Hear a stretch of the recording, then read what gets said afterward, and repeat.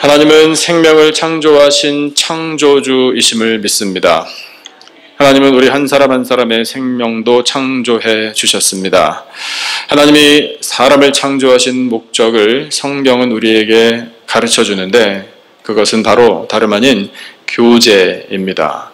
하나님과 사람의 사귐, 이것 때문에 사람을 창조하셨다라고 하나님의 말씀은 우리에게 선포합니다. 사람과 교제하기 위하여 사람을 어떻게 창조하셨나? 하나님의 형상대로 창조해 주셨습니다.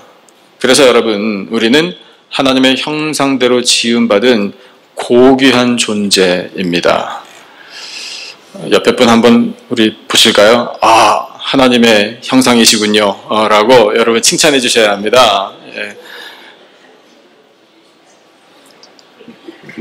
매일 본다고 그 얼굴이 그 얼굴입니다 이게 아니고요. 여러분, 우리는 하나님의 형상대로 지음받은 그 어떤 것으로도 바꿀 수 없는 그런 고귀함을 지닌 존재들입니다. 믿으시면 아멘. 왜 하나님께서 그렇게 지어주셨나? 교제하기 위하여. 여러분, 하나님은 동식물과 교제하지 않습니다.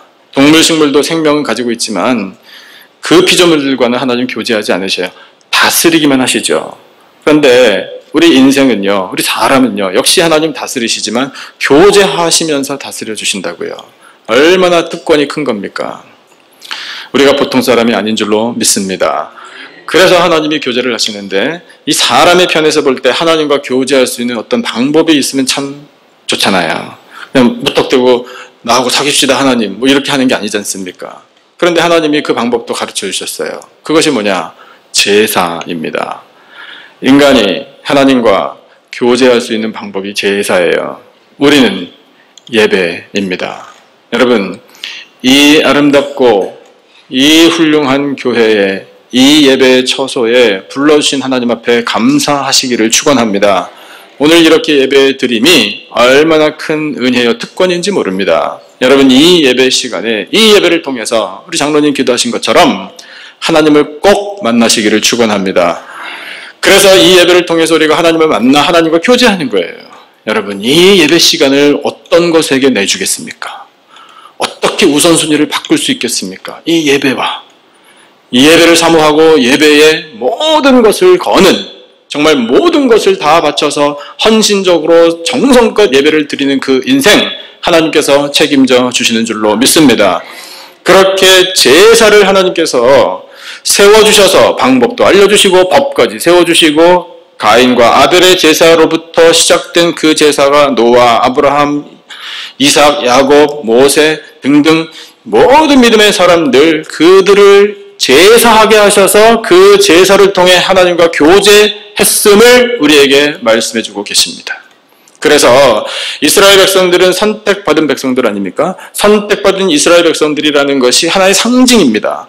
이 시대에 선택받은 영적인 이스라엘 백성들이 누굽니까? 바로 우리들인 줄로 믿습니다. 그래서 그 상징적인 의미를 담아 하나님의 선택을 받은 백성들은 역사, 흘러오는 계속되는 그 역사 가운데 무엇이 있었나? 예배, 제사, 이것이 있었습니다. 그래서 성경 말씀은요, 이 제사를 중심으로 구성된 하나님의 말씀이라고 해도 과언이 아닙니다. 백성들이 하나님 앞에 제사를 똑바로 드릴 때 그들은 형통했습니다. 그러나 백성들이 제사를 하나님께 드리지 못할 때 그들은 형통하지 못했습니다. 고통을 당했습니다. 환난이 닥쳤습니다. 그것이 성경을 통해 우리에게 보여주는 제사, 예배의 중요성입니다. 이 제사를 역사를 통해서 하나님이 쭉 보여주시다가 어떤 분을 통해서 완성하셨습니다. 이 제사를 완성하신 분은 누구실까요? 바로 예수 그리스도이십니다. 제사를 완성하셔서 그 완성된 제사를 우리에게 보여주시고 우리로 하여금 온전한 제사, 온전한 예배를 드릴 수 있게 해주신 분이 바로 예수님이다, 이 말입니다. 그래서 그 예수님을 성경은 뭐라고 부르나? 우리를 위한 대제사장이라 이렇게 불러주는 것입니다. 대제사장이라는 존재의 의미가 뭘까? 이것을 아는 것이 여러분 예수님을 아는 길입니다. 예수님을 아는 것은 너무나 중요합니다. 예수님을 알아가는 일을 위하여 우리는 모든 시간과 에너지를 쏟아부어야 합니다. 왜냐? 예수님을 알면 어떤 유익이 오나요? 신앙이 성장합니다. 신앙이 성장하는 것뿐만 아니라 예수님을 아는 것이 곧 영생입니다. 왜냐하면 예수님 그분에 대해서 성경은 선포하시기를 그는 참 하나님이시여 영생이니라 이렇게 선포하고 계시기 때문에 그렇습니다. 예수님을 알면 할수록 우리는 영생의 확신을 가질 수 있습니다. 그렇게 우리에게 큰 은혜를 주시기 위하여 제사를 완성하시려고 오신 분이 예수 그리스도이시고 그분이 대제사장이라 선포하시니 대제사장이 어떤 사람인지를 우리가 잘 알아야 할 것 아니겠습니까? 오늘 본문이 그것을 가르쳐 줍니다. 대제사장, 예수 그리스도께서 대제사장이 되셔서 하신 일 중에 첫 번째는 무엇인가? 우리를 받아주신 것입니다. 주신 본문 1절과 2절, 2절 말씀을 한번 같이 읽어보겠습니다. 5장입니다. 5장 1절, 2절 다 같이 시작. 대제사장마다 사람 가운데서 택한 자이므로 하나님께 속한 일에 사람을 위하여 예물과 속죄하는 제사를 드리게 하나니 그가 무식하고 미혹된 자를 능히 용납할 수 있는 것은 자기도 연약에 휩싸여 있음이라. 아멘. 대제사장은 그야말로 큰 제사장인데 가장 높은 제사장이라 이 뜻입니다. 가장 높은 제사장, 대제사장으로 하나님께서 특별히 임명하셔서 세워주신 사람들입니다. 그래서 4절에 아론의 이름이 등장하고 그 다음 후반부에 보면 6절에서부터 또 10절까지 있는 내용에 멜기세덱이라는 사람의 이름을 하나님께서 우리에게 거명하십니다. 하나님께서 직접 세워주신 겁니다. 사람이 내가 오늘부터 대제사장 하고 싶습니다 해서 된 게 아니라 이것입니다. 하나님께서 세워주셨는데 그 대제사장, 제사장들 중에 레위 지파가 제사장을 임명했죠. 그 제사장들 중에 가장 높고 가장 막중한 사명을 가진 사람이 대제사장입니다. 아론이 초대 대제사장이었습니다. 그리고 아론의 가문의, 아론의 혈통의, 아론의 후손들만 대제사장이 됐습니다. 그러면 대제사장과 일반 제사장들의 차이점이 무엇인가? 자리만 높은가? 그게 아니라 책임이 큰 겁니다. 그 책임 중에 가장 중요한 핵심적인 책임이 뭐냐 하면 1년에 딱 한 번 대속죄일 정해주신 그 날 모든 백성들의 죄를 가지고 속죄 제사를 지성소, 성막의 가장 깊은 곳, 가장 거룩한 곳, 하나님께서 따로 구별하신 곳, 평소에는 그 누구도 들어갈 수 없는 바로 그곳, 가장 거룩한 장소에서 대제사장이 모든 백성들의 죄를 고하고 속죄 제사를 드렸습니다. 그 일을 감당하는 사람이 대제사장입니다. 그런데 그 대제사장이 백성들의 죄를 한 몸에 담고 가슴에 품고 나아가서 속죄 제사를 드릴 때 백성들의 죄가 뭔지를 알아야 제사를 드리잖아요. 그렇기 때문에 레위 지파 중에 너희들과 동일한 백성들 가운데에 대제사장이 세워져야 한다. 이것이 하나님의 뜻이었어요. 백성들의 형편을 알아야 해요. 백성들의 실수를 알아야 하고 그들의 좌절을 알아야 하고 그들의 슬픔을 알아야 하고 그들의 무지함을 알아야 합니다. 그들의 답답함과 그들 앞에 놓여있는 장애물이 무엇인지 영적인 문제가 무엇인지를 똑바로 알고 제대로 알아야 그래서 백성들을 온전히 이해해야 그 백성들의 마음을 다 모아서 하나님 앞에 속죄의 제사를 드릴 수 있었던 것입니다. 그런데 그 대제사장, 인간 대제사장들이 백성들을 용납합니다. 근데 백성들의 형편이 어땠나? 2절 말씀을 보니까요. 무식했대요. 무식하고 미혹된 자들이라. 그런 사람들을 용납한 사람이 대제사장이라 이렇게 말씀하고 계셔요. 뭐 어떤 면에 무식하다는 겁니까? 공부를 못했습니까? 공부를 못했겠죠. 그러니까 세상 지식이 짧아서 무식했다? 이거 아니잖아요. 그럼 그들이 왜 무식했나? 이거 영적인 이야기입니다. 죄가 뭔지를 몰랐어요. 죄가 뭔지를 모르고 죄를 버젓이 자행해요. 그러니까 대제사장은 알려줘야 돼요. 당신 그것은 하나님 앞에서 죄가 되는 것입니다. 가르쳐줘야 돼요. 모르니까 모르니까 죄를 짓는 백성들을 용납해 줘야 돼요. 그리고 미혹돼요. 판단 기준이 흐릿하니까 세상의 소리를 듣고 세상의 눈에 보이는 것들을 보면서 그게 진리인가 보다. 그게 좋은 것 같다. 그것을 따라가야 되겠다. 그것을 내 것으로 삼아야 되겠다. 세상 것을 바라보면서 하나님의 말씀은 알지도 못한 채. 그러니까 미혹되는 거예요. 속아 넘어간다고요. 그런 백성들이에요. 그런 백성들이라 대제사장은 긍휼한 마음을 가지고 불쌍히 여기면서 이 백성들을 받아줬습니다. 그리고 그들을 위하여 제사를 드려줬어요. 그래서 구약시대 때 세워진 대제사장은 하나님과 인간 사이의 중보자였습니다. 그런데 그 대제사장이 감당했던 역할을 완성하신 분이 예수 그리스도이시라. 이렇게 우리에게 선포하고 계셔요. 주신 본문 4장 14절 15절 말씀을 같이 읽어보겠습니다. 14절 15절 우리 다 같이 한 목소리로 시작. 그러므로 우리에게 큰 대제사장이 계시니 승천하시니 곧 하나님의 아들 예수시라. 우리가 믿는 도리를 굳게 잡을지어다. 우리에게 있는 대제사장은 우리의 연약함을 동정하지 못하실 이가 아니요 모든 일에 우리와 똑같이 시험을 받으신 이로되 죄는 없으시니라. 아멘. 여러분, 예수님도 죄인들을 용납해 주셨습니다. 예수님이 세상에 오셔서 세상 사람들을 바라보실 때 다 무식했어요. 그들도 죄가 뭔지 몰랐습니다. 의가 뭔지 몰랐고 불의가 뭔지 몰랐습니다. 다 미혹된 자들이었어요. 진리가 어디 있는지 모릅니다. 생명의 길이 어디 있는지 모릅니다. 인생이 어느 방향으로 가야 할지를 몰랐던 사람들입니다. 그런데 세상의 소리에 이 귀가 얇아 마음을 뺏깁니다. 눈에 보이는 세상 것들을 바라보면서 이것이 훌륭하다 이렇게 생각하면서 그것을 받아들이려고 했어요. 미혹된 자들입니다. 그래서 그 무식하고 미혹된 죄인들을 예수님께서 용납해 주셨다고요. 용납해 주시는데 그냥 나는 능력이 충만하니까 능력이 충만한 내가 너희들을 받아주지 이렇게 받아주신 것이 아니라 그 연약한 자들과 똑같은 입장이 되어서 받아주셨습니다. 그래서 그분 자신이 이 연약함 가운데 처하셨습니다. 여러분, 예수님 연약함 가운데 처하셨다는 것을 우리가 잘 이해합니다.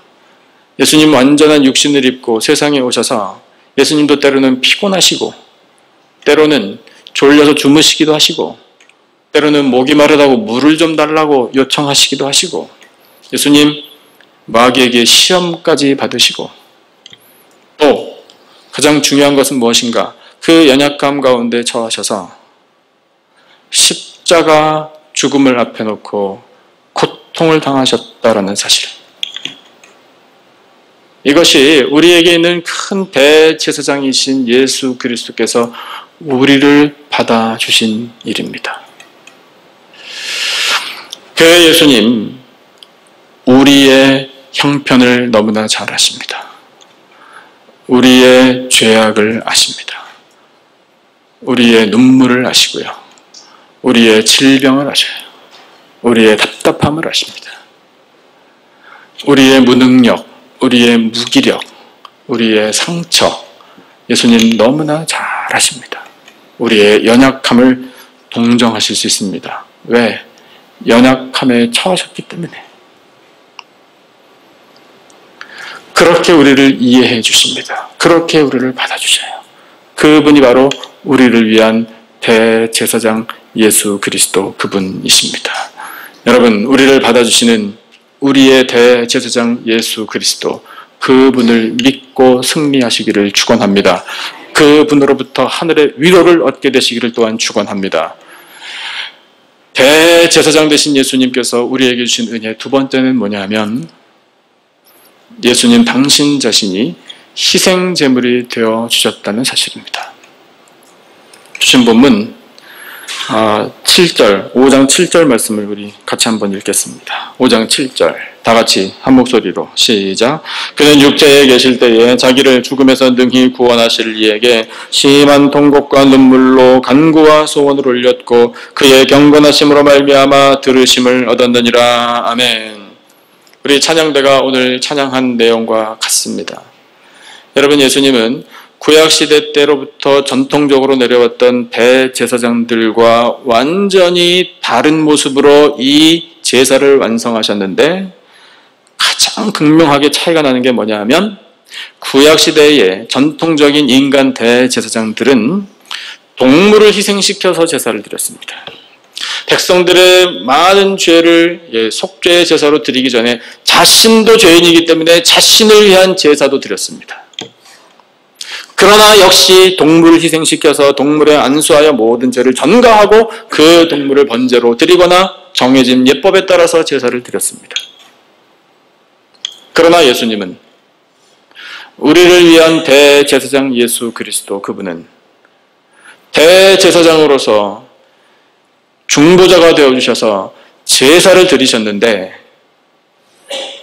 당신 자신이 희생제물이 되어 주셨습니다. 당신 자신의 몸을 바치셨습니다.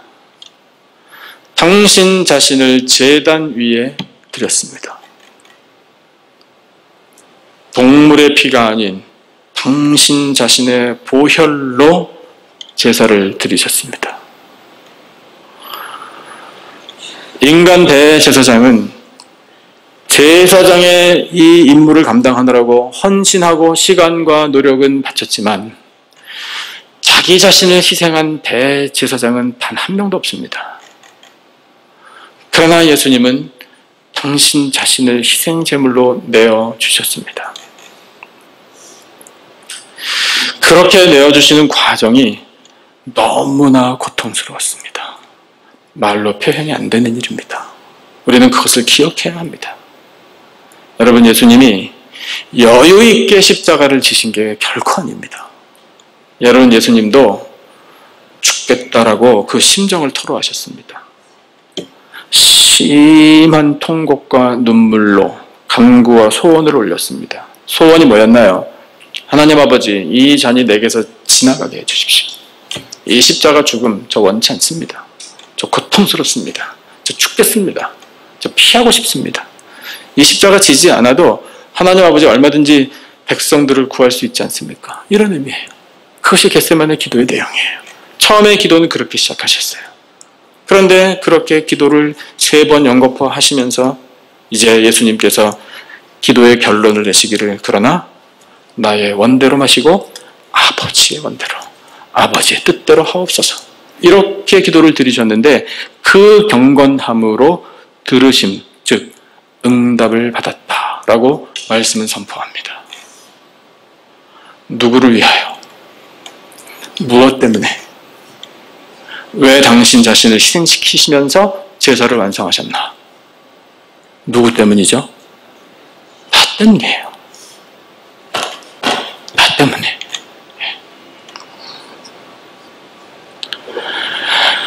여러분, 우리 자신을 희생시키신 우리를 위한 대제사장 예수 그리스도의 희생 앞에서 우리의 실체를 한번 들여다보면, 여러분, 우리는 자격 없습니다. 예수님께서 그 생명을 희생하시면서까지 우리를 살릴 만한 그런 자격을 갖춘 사람들이 우리는 아닙니다. 그런데 왜 살려주셨나? 왜? 이유는 하나, 사랑하시니까. 우리를 자녀 삼으시기 위하여. 그토록 사랑하시는 거예요. 여러분, 그 하나님의 사랑이 우리 뼈에 사무치기를 축원합니다. 그 사랑을 받아서 오늘 우리가 예수님의 희생 덕분에 생명을 누리잖아요. 형벌을 면했지 않습니까? 여러분, 이렇게 무식하고 이렇게 미혹된 자가 세상에 또 있겠습니까? 이렇게 쓸데없는 자를 예수님은 당신 자신의 생명을 희생하시면서 그 거룩한 피를 쏟아 부으시면서 살려주시다니. 그런데 그것이 하나님 아버지의 마음이라고요. 그것이 우리를 위한 대제사장 예수 그리스도의 심정이라고요. 여러분, 우리를 위한 대제사장 예수 그리스도의 희생을 영원토록 기억하시기를 축원합니다. 한순간도 잊어서는 안 됩니다. 그런데 우리가 그 복음을 전하고 예수 그리스도의 이름을 선포하고 그 아름다운 덕을 선포하는 일에 소홀함이 있다? 그건 내 일이 아니라고 생각한다? 나는 원래 성격이 샤이하니까 안 된다? 나는 말주변이 없어서 안 된다? 나는 사람들 만나서 이야기하는 거 영 껄끄러워서 그런 거 난 불편해서 못하겠다? 그냥 나는 조용히 예배드리고 그냥 조용히 살금살금 그렇게 다니고 나 건드리지 마세요. 바더하지 마세요. 예, 바더 안 할게요. 괴롭혀드리는 게 아닙니다. 여러분 이것은 하나님의 기대라고요. 즐거운 마음으로 감당하시기를 축원합니다. 그러면 여러분 그렇게 하나님 하겠습니다. 저에게 용기를 주세요. 저에게 담대함을 주시고 제 입에 할 말을 주시고 말주변도 좀 있게 해주시고 넉살 좋게 해주시고 사람들 만나면 얼마든지 가서 예수 그리스도 이름을 전할 수 있는 사람이 되게 해주세요라고 여러분 간구해 보세요. 간구하시면 하나님 틀림없이 응답해 주실 줄로 믿습니다. 그거예요 여러분. 우리 교회가 여기에 왜 서 있겠습니까? 교회가 서 있는 목적이 뭡니까? 영혼들을 구원의 길로 인도하라고 서 있는 거 아닙니까?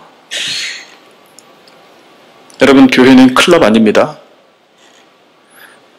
여기서 우리끼리 부자 먹고 우리끼리 재미나게 이야기하고 우리끼리 좋은 거 하고 우리 취미생활 같이 하고 그런 걸 하지 말라는 건 아니지만 다 부차적인 거예요. 여러분 교회가 있는 목적은 이 아름다운 덕을 이 구원의 메시지를 선포하라. 이것 때문에 교회가 서 있는 것인 줄로 믿습니다. 그 교회를 이루는 구성원이 누굽니까? 나잖아요. 예. 왜 이렇게 표정들이 점점 주눅이 드시는 것 같은 표정이셔요? 여러분 힘을 내세요. 염려하지 마십시오. 예, 목사님 오늘 되게 부담 주시네. 아니에요 여러분 무슨 부담을 드리는 겁니까? 이것이 우리의 삶이 되어야 된다고요. 그것이 바치는 거죠. 하나님 이 삶을 쓰십시오. 그러면 그 내가 하고 싶은 것만 하면은 뭐예요 그게? 모순이잖아요. 말 따로 삶 따로. 그러니까 힘이 안 나는 거 아닙니까? 능력이 나타나려면 말한 대로 사는 거잖아요. 여러분 한번 구해보세요.